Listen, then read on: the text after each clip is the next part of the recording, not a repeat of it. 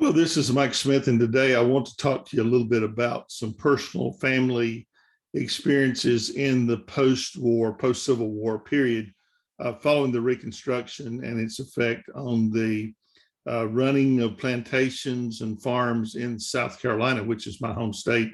So I want to share a little bit about that from some personal records and things that I think you will find interesting. When I think of the French Revolution, one of the events that someone mentioned that was quite interesting was that the problem with reestablishing France after the revolution was that the revolution wiped away most of the infrastructure and the things that were important to rebuilding. And so they didn't have anything to really rebuild from. This idea is reflected in what happened in post-war South at the end of not just the Civil War, but the rampage of General Sherman and others like him in punishing the South with the burning of Atlanta, Columbia, and other cities along the way. He razed what was left to the ground and plunged the entire region into political and economic chaos.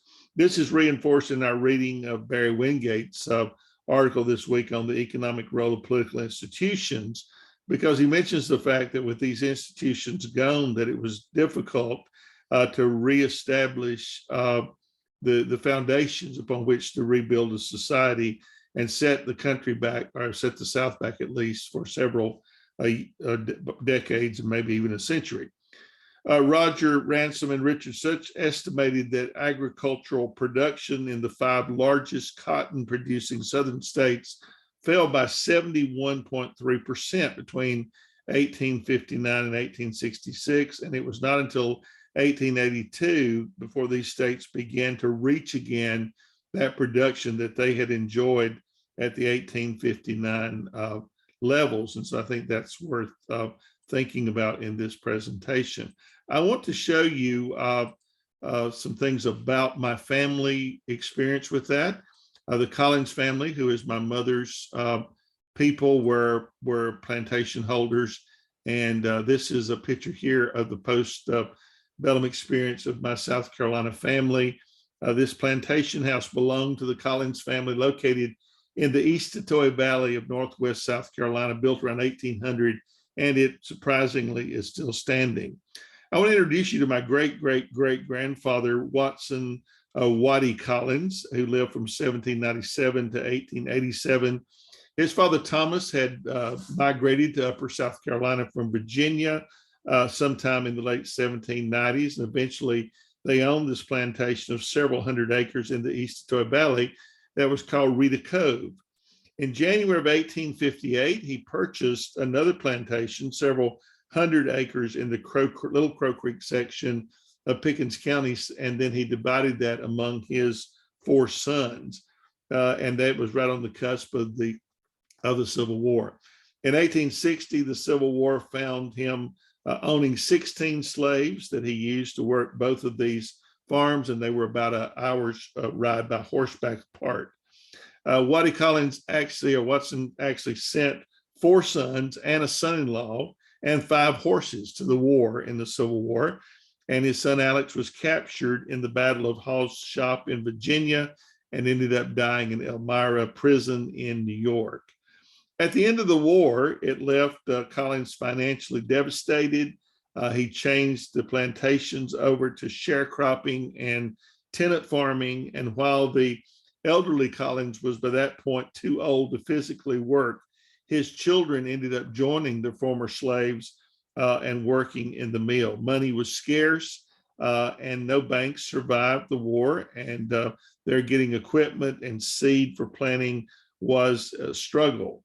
So while their lives were not overly extravagant before the war, their lives were a struggle in the post-war Reconstruction era. Short staple cotton was no longer in demand as it had been before the war, and competition from long staple cotton had shifted to California. So that by the time of Waddy Collins' death in 1887, what was once a thriving enterprise was passed to his children as a subsistence farm, barely keeping its people alive. And this was true all across South Carolina. The Collins family was much like other poor whites who found themselves very near or in poverty and that would continue in my family well into the 1930s and 40s, as my grandparents also were sharecroppers and subsistence farmers.